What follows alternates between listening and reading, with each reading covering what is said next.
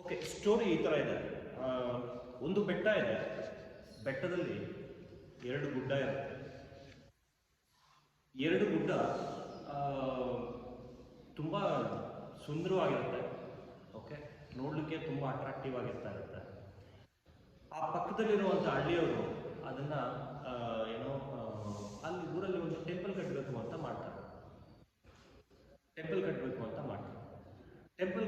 ಅಂತ ಮಾಡಿದಾಗ ಒಂದು ದೇವಸ್ಥಾನಕ್ಕೆ ಮುಂಚೆ ಕಲ್ಲಲ್ಲೆಲ್ಲ ಫುಲ್ ಕಂಪ್ಲೀಟಾಗಿ ಕಲ್ಲಲ್ಲೇ ಕಟ್ತಾ ಇದ್ರು ಅಲ್ವಾ. ಈಗ ಸಿಮೆಂಟೆಲ್ಲ ಯೂಸ್ ಮಾಡ್ತಾರೆ. ಹೌದು, ಈಗ ಮುಂಚೆ ಕಲ್ಲಲ್ಲಿ ಕಟ್ತಾ ಇದ್ರು.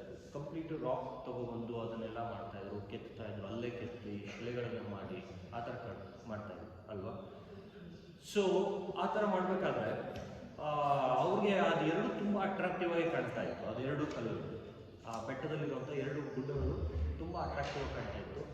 ಏನು ಮಾಡೋದು ಅಂದರೆ ಊರಿನಲ್ಲಿ ಅವರು ಹೇಳಿದ್ರು, ಈ ಎರಡು ಕಲ್ಲನ್ನು ತಗೊಬಂದು ಬೆಟ್ಟದಿಂದ ತಗೊಬಂದು ದೇವಸ್ಥಾನ ಮಾಡೋಣ, ದೇವಸ್ಥಾನಕ್ಕೆ ಉಪಯೋಗಿಸೋಣ ಅಂತ ಮಾಡಿದ್ರು. ಆ ಎರಡೂ ಕಲ್ಲನ್ನು ತಗೊಬಂದು ಶಿಲ್ಪಿನ ಕರೆಸ್ತಾರೆ. ಶಿಲ್ಪಿ ಅಂದರೆ ಗೊತ್ತಲ್ಲ, ಕಲ್ಲನ್ನು ಕೆತ್ತಾರೆ ಅವರು. ಆ ಶಿಲ್ಪಿನ ಕರೆಸಿದಾಗ ಅವರು ಶಿಲ್ಪಿಗೆ ಹೇಳ್ತಾರೆ, ಮೊದಲು ದೇವರ ವಿಗ್ರಹನ ಮಾಡಿ ಅದಾದ ನಂತರ ಬೇರೆ ಕಲ್ಲುಗಳು ಏನೇನು ಬೇಕಾಗುತ್ತೋ ಅದನ್ನು ಮಾಡುವಂತೆ. ಸರಿ ಅಂತ ಹೇಳ್ಬಿಟ್ಟು ಅವನು ಶಿಲ್ಪಿ ಏನು ಮಾಡ್ತಾನೆ ಅಂತಂದರೆ, ಮೊದಲು ಒಂದು ಗುಡ್ಡನ ಕೆತ್ತಾನೆ.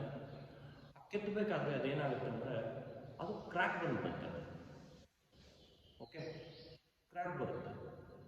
ಮತ್ತು ಅವನೇನು ಹೇಳ್ತಾನೆ ಅಂದರೆ, ಇದನ್ನು ನಾವು ದೇವರ ಕೆತ್ತನೆಗೆ ಉಪಯೋಗಿಸೋಕ್ಕಾಗೋದಿಲ್ಲ, ಅದನ್ನು ಬೇರೆ ವಸ್ತುಗಳಿಗೆ ಉಪಯೋಗಿಸ್ಕೊಳ್ಳೋಣ ಅಂತ ಹೇಳ್ತಾನೆ. ಇನ್ನೊಂದು ಕಲ್ಲನ್ನು ಕೆತ್ತಾನೆ, ಅದು ತುಂಬ ಸುಂದರವಾಗಿ ಬರುತ್ತೆ. ಅದು ದೇವರ ಮೂರ್ತಿ ಅತಿ ಆಕರ್ಷಕವಾಗಿ ಬರುತ್ತೆ. ಓಕೆ, ಸೊ ಯಾವುದೇ ಕ್ರ್ಯಾಕ್ ಬರೋದಿಲ್ಲ. ಓಕೆ, ನೀಟಾಗಿ ಬರುತ್ತೆ. ಅದಾದಮೇಲೆ ಅದು ಆಗುತ್ತೆ, ಅದು ದೇವರ ವಿಗ್ರಹ ಪ್ರತಿಷ್ಠಾಪನೆ ಆಗುತ್ತೆ. ಮತ್ತು ಆ ಕಲ್ಲುಗಳೇನಿರುತ್ತೆ, ಆ ಉಳಿದಂಥ ಕಲ್ಲುಗಳನ್ನ ನೆಲಕ್ಕೆ ಹಾಕ್ತಾರೆ, ಕಂಬಗಳಾಗಿ ಹಾಕ್ತಾರೆ, ಮೇಲೆ ಛಾವಣಿಗೆ ಹಾಕ್ತಾರೆ. ಇದೆಲ್ಲ ಯೂಸ್ ಮಾಡ್ತಾರೆ ಉಳಿದಂಥ ಕಲ್ಲುಗಳು, ಏನು ಕ್ರ್ಯಾಕ್ ಬಂದಿರೋದಾಗಿರ್ಬೋದು, ಬೇರೆ ಉಳಿದಂಥ ಕಲ್ಲುಗಳನ್ನ. ಸೊ ಹೀಗೆ ಒಂದು ದಿವಸ ಒಂದು ರಾತ್ರಿ ವಿಗ್ರಹ ಇರುತ್ತೆ, ಮತ್ತು ಈ ಏನು ಕಲ್ಲಿರುತ್ತಲ್ವ, ಮೆಟ್ಲಾಗಿರುತ್ತೆ, ಇಲ್ಲಾಂದರೆ ಚಪ್ಪಡಿ ಅಂತ ಏನು ಹಾಕಿರ್ತಾರೆ ಆ ಕಲ್ಲಾಗಿರುತ್ತೆ. ಆ ಕಲ್ಲು ತುಂಬ ಕಷ್ಟಪಟ್ಟಿರುತ್ತೆ. ಏನು ಕಲ್ಲು ಕೆಳಗಡೆ ಹಾಕಿರೋ ಕಲ್ಲು ಎಲ್ಲ ಬಂದು ನನ್ನನ್ನು ತುಳಿತಾರೆ. ಓಕೆ, ತುಂಬ ಕಷ್ಟ ಆಗ್ತಾ ಇದೆ. ನನ್ನನ್ನು ಯಾಕೆ ಅವರು ವಿಗ್ರಹ ಮಾಡಲಿಲ್ಲ, ಇಲ್ಲಾಂದರೆ ನನ್ನನ್ನು ಯಾಕೆ ಯಾರು ಪೂಜೆ ಮಾಡೋದಿಲ್ಲ, ನನ್ನನ್ನು ಕಾಲು ಕೆಳಗಡೆ ಹಾಕ್ಕೊಂಡು ತುಳಿತಾರಲ್ಲ ಅಂತ ಹೇಳ್ಬಿಟ್ಟು ಹೇಳ್ತಾ ಇರುತ್ತೆ. ಆವಾಗ ಆ ವಿಗ್ರಹ ಏನಂತ ಹೇಳುತ್ತೆ, ನೋಡು, ನೀನು ನಾನು ಒಂದೇ ಬೆಟ್ಟದಿಂದ ಬಂದಿದ್ದೀವಿ, ಅರ್ಥ ಆಯ್ತಾ. ಆದರೆ ನಾನು ಏನು ಕೆತ್ತಬೇಕಾದ್ರೆ ನಾನು ಆ ಕಷ್ಟಗಳಿಗೆ ತಡ್ಕೊಂಡೆ. ಆ ಕಷ್ಟಗಳಿಗೆ ತಡ್ಕೊಂಡಿದ್ದಕ್ಕೆ ನನಗೆ ಇವಾಗ ಪೂಜೆ ಆಗ್ತಾ ಇದೆ. ನೀನು ತಡಿಲಿಲ್ಲ, ನೀನು ತಡಿದೇ ಇದ್ದಿದ್ದಕ್ಕೆ ನೀನು ಏನಾಗ್ತಾ ಇದೆ, ಈಗ ಎಲ್ಲ ಕಾಲ್ಗಿಡಗಳು ತುಳಿತಾ ಇದ್ದಾರೆ. ಅಂದರೆ ನೀವು ಆ ಕಷ್ಟಗಳು, ಆ ಕ್ಷಣಕ್ಕೆ ಬಂದ ಕಷ್ಟಗಳನ್ನ ತಡೆದ್ರೆ ಏನಾಗುತ್ತೆ ಅಂದರೆ ಮುಂದಿನ ದಿವಸ ನಿಮಗೆ ಸನ್ಮಾನಗಳಿರುತ್ತೆ. ಆ ಕ್ಷಣಕ್ಕೆ ನೀವು ನನ್ನ ಕೈಯಲ್ಲಿ ಆಗಲ್ಲ ಅಂತ ನೀವೇನಾದರೂ ಸಡಿಲಿಕೆ ಬಿಟ್ಟಿದ್ದೀರಾ ಅಂತಂದರೆ ಕಾಲು ಕೆಳಗಡೆ ಆಗುತ್ತೆ. ಅಂದರೆ ಸನ್ಮಾನಗಳೆಲ್ಲ ದೂಷಣೆಗೆ ಅವಕಾಶ ಆಗುತ್ತೆ. ಸೊ ಇದರ ತಿರುಳು ಏನಂತಂದರೆ, ಯಾವುದೇ ಕಾರಣಕ್ಕೂ ಕಷ್ಟ ಬಂದಿದೆ ಅಂತ ನೀವು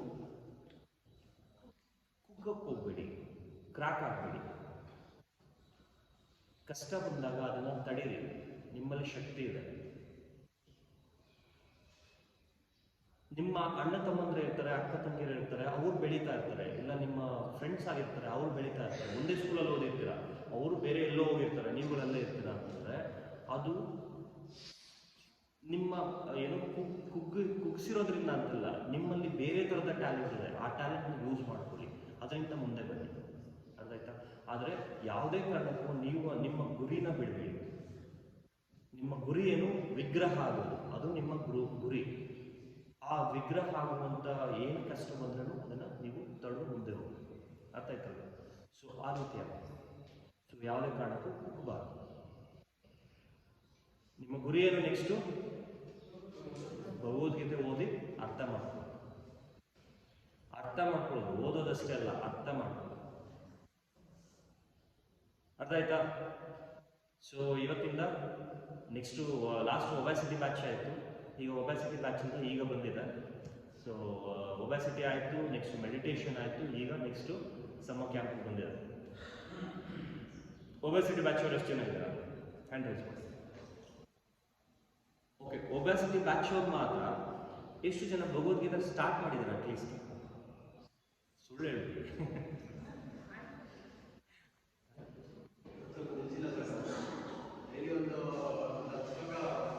ಅಲ್ಲ, ಡೈಲಿ 10 ಶ್ಲೋಕ ಓದಿದ್ರೆ 70 ದಿವಸದಲ್ಲಿ ಮುಗಿಸ್ಬಿಡ್ತೀರಾ 700 ಶ್ಲೋಕ. ಬರೀ 700 ಅಷ್ಟೇ ಶ್ಲೋಕ ಇರೋದು ಇದರಲ್ಲಿ. ಅಲ್ಲ, ಇದರಲ್ಲಿ ಬರೀ 700 ಶ್ಲೋಕ ಅಷ್ಟೇ ಇರೋದು.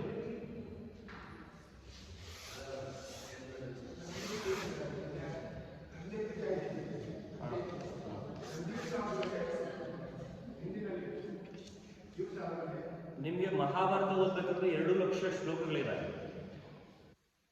2 ಲಕ್ಷ ಶ್ಲೋಕಗಳಿದೆ. 2 ಲಕ್ಷದಲ್ಲಿ ಬರೀ 700 ಅಷ್ಟೇ ಇರೋದು. ಓಕೆ, ಸೊ ಅಟ್ಲೀಸ್ಟು ದಿವಸಕ್ಕೆ 2 ಶ್ಲೋಕ ಓದಿ 350 ದಿವಸ ಅಂದರೆ ಒಂದು ವರ್ಷದಲ್ಲಿ ಆಲ್ಮೋಸ್ಟ್ 1 ವರ್ಷದಲ್ಲಿ ಮುಗಿಸ್ಬಿಡ್ತೀರಾ ನೀವು. ರೆಗ್ಯುಲರ್ ಆಗಿ ನೀವು ಓದ್ತಾ ಇದ್ದೀರಾ. ನಿಮಗೆ with break 15 days holidays corporate ಥರ. ಓಕೆ, 365 ದಿವಸನ 365 ದಿವಸ 15 ದಿವಸ ಬ್ರೇಕ್ ಅಂತ ತಗೊಳ್ಳಿ. Corporate holiday least. ಇನ್ನು 350 ದಿವಸದಲ್ಲಿ ದಿವಸಕ್ಕೆ 2 ಶ್ಲೋಕ ಅಂದರೆ 1 ವರ್ಷದಲ್ಲಿ ಮುಗಿಯುತ್ತೆ. ಆಗುತ್ತಲ್ವ? ಕ್ಲಿಯರ್ ಆಗುತ್ತಾ? Let's see. ಸೊ ಇವತ್ತಿಂದ ಎಷ್ಟು ಜನ ಸ್ಟಾರ್ಟ್ ಮಾಡ್ತಾ ಇದ್ದೀರಾ? ಹೊಸ ವರ್ಷಕ್ಕೆ ಕಾಯ್ಬೇಡಿ, ಇವತ್ತಿಂದ ಸ್ಟಾರ್ಟ್ ಮಾಡಿ. ಹೊಸ ವರ್ಷಕ್ಕೆ ಕಾಯ್ತೀರಾ? ನೆಕ್ಸ್ಟ್ ವರ್ಷ ಕ್ಯಾಲೆಂಡರ್ ಇಯರ್ ಇಲ್ಲ ಅಂದರೆ next Ugadi, Hindu calendar. Okay, last time ಯಾವುದು ಶ್ಲೋಕ ಓದಿದ್ವಿ? ಕರ್ಮಣ್ಯವಾಧಿಕಾರಸ್ಥೆ ಮಾಫಲೇಚು. ಓಕೆ, ಸೊ ಅದರಿಂದ ನೀವು ಕರ್ಮದ ಫಲಗಳನ್ನು ಮತ್ತು ಕರ್ಮದಿಂದ ಏನಾಗುತ್ತೆ ಅನ್ನೋದನ್ನು ತಿಳ್ಕೊಂಡಿದ್ದೀವಿ ಅಲ್ವಾ?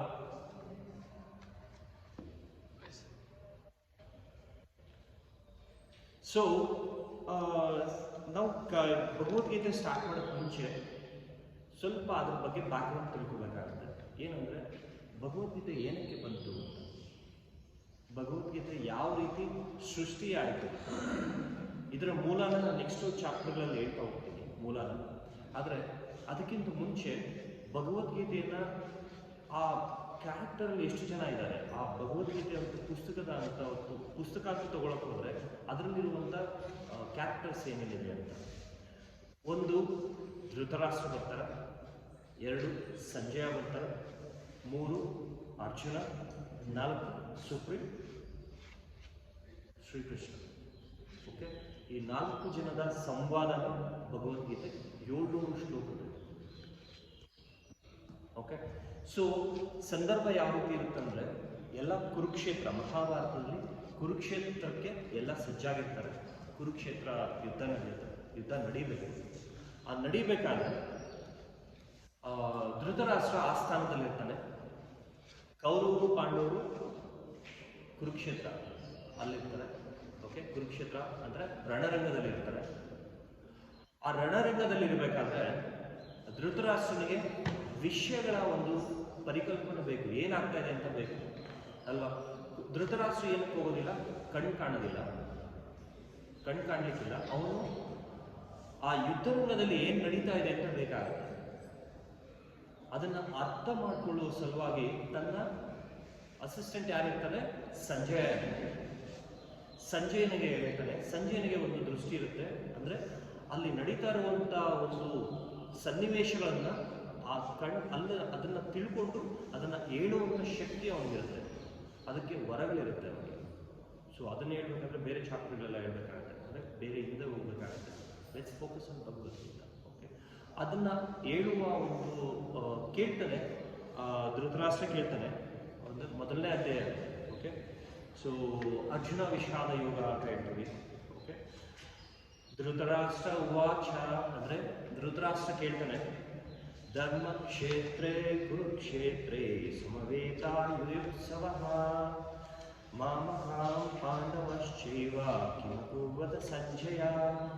ಅಂದರೆ ಧೃತರಾಷ್ಟ್ರ ಕೇಳ್ತಾನೆ, ಏ ಸಂಜಯ, ಧರ್ಮಕ್ಷೇತ್ರ ಅಂದರೆ ಧರ್ಮದ ಭೂಮಿ ಅಂದರೆ ಧರ್ಮಕ್ಷೇತ್ರ ಕುರುಕ್ಷೇತ್ರ, ಧರ್ಮವನ್ನು ಎತ್ತಿ ಹಿಡಿಯುವಂಥ ಭೂಮಿ ಇದಾಗಿದೆ. ಈ ಭೂಮಿಯಲ್ಲಿ ಕುರುಕ್ಷೇತ್ರ ಅಂತ ಒಂದು ರಣರಂಗ ಏನಿದೆ, ಆ ರಣರಂಗದಲ್ಲಿ ಅಂದರೆ ಧರ್ಮವನ್ನು ಎತ್ತಿ ಹಿಡಿಯೋದು ಅಂತ ತಾನೇ ಒಪ್ಕೋತಾ ಇದ್ದಾರೆ. ತನ್ನ ಮಕ್ಕಳು ಧರ್ಮದ ವಿರುದ್ಧ ಹೋಗ್ತಾ ಇದ್ದಾರೆ ಅಂತ ತನಗೂ ಗೊತ್ತಿರುತ್ತೆ, ಅರ್ಥ ಆಯ್ತಾ? ಆದರೆ ತಾನೇ ಒಪ್ಕೋತಾ ಇದ್ದೇನೆ, ಧರ್ಮಕ್ಷೇತ್ರ ಇದು ಅಂತ ಹೇಳ್ತಾನೆ. ಓಕೆ, ಧರ್ಮಕ್ಷೇತ್ರದಲ್ಲಿ ಕುರುಕ್ಷೇತ್ರ ಅಂತ ಒಂದು ರಣರಂಗದಲ್ಲಿ ಇಲ್ಲಿ ಅಂದರೆ ಅಲ್ಲಿ ಯುದ್ಧ ಮಾಡಲಿಕ್ಕೆ ಅಂತ ಸೇರಿರ್ತಾರೆ ಪಾಂಡವರು ಮತ್ತು ಕೌರವರು ಅಂತ ಏನಿರ್ತಾರೆ. ಅಂದರೆ ನನ್ನ ಮಕ್ಕಳು ಮತ್ತು ಪಾಂಡವನ ಮಕ್ಕಳು ಅಂತ ಹೇಳ್ತಾರೆ. ತನ್ನ ಮಕ್ಕಳು ಅಂದರೆ ತನ್ನ ಎಲ್ಲ ಕೌರವ ಸೈನ್ಯ ಮತ್ತು ಕೌರವ ಮಕ್ಕಳು ಮತ್ತು ಪಾಂಡವನ ಮಕ್ಕಳು ಅಂದರೆ 5 ಜನ ಮತ್ತು ಅವರ ಸೈನ್ಯಗಳು. ಅವರು ಏನು ಮಾಡ್ತಾ ಇದ್ದಾರೆ ಅದನ್ನು ತಿಳ್ಕೊಳ್ಳುವಂಥ ಆತುರ ನನಗಿದೆ, ಅದೊಂದು ಕಾತುರ ನನಗಿದೆ ಅಂತ ಹೇಳ್ತಾರೆ.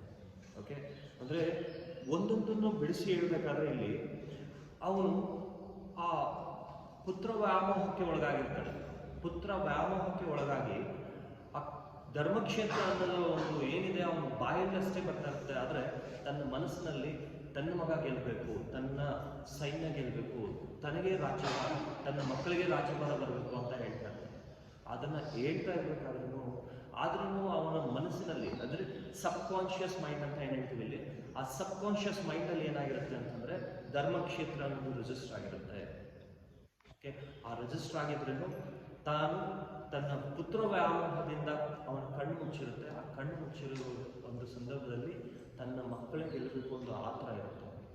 ಓಕೆ, ಆವಾಗ ಅಲ್ಲಿ ಅಂದರೆ ಆ ನೆಲದಲ್ಲಿ ಪುಣ್ಯಕ್ಷೇತ್ರ ಧರ್ಮಕ್ಷೇತ್ರ, ಅದರಲ್ಲಿ ಕುರುಕ್ಷೇತ್ರ ಅಂತ ಒಂದು ನೆಲೆ ಏನಿದೆ, ಅಲ್ಲಿ ಯುದ್ಧ ಮಾಡುವಂಥ ನೆಲೆ ಏನಿದೆ, ಅಲ್ಲಿ ಏನು ನಡೀತಾ ಇದೆ, ಅವರಿಬ್ಬರ ಮಧ್ಯೆ ಏನು ಸಂವಾದ ನಡೀತಾ ಇದೆ, ಯಾವ ರೀತಿ ಯುದ್ಧ ಆಗ್ತಾ ಇದೆ ಅಂತ ತಿಳಿಯುವಂಥ ಒಂದು ಪ್ರಯತ್ನ ಇದಾಗಿರುತ್ತೆ. ಓಕೆ, ಸೊ ಇದರನ್ನು ಮುಂದಿನ ದಿವಸಗಳಲ್ಲಿ ನಾವು ಯಾವ ರೀತಿಯಾಗಿ ಬ್ರೇಕ್ ಡೌನ್ ಮಾಡ್ತಾ ಹೋಗ್ತೀವಿ ಅಂದರೆ ಒಂದೊಂದು ಚಾಪ್ಟರ್ಗಳನ್ನು, ಅಂದರೆ ಚಾಪ್ಟರ್ ವೈಸ್ ಹೋಗೋದಿಲ್ಲ ನಾವು.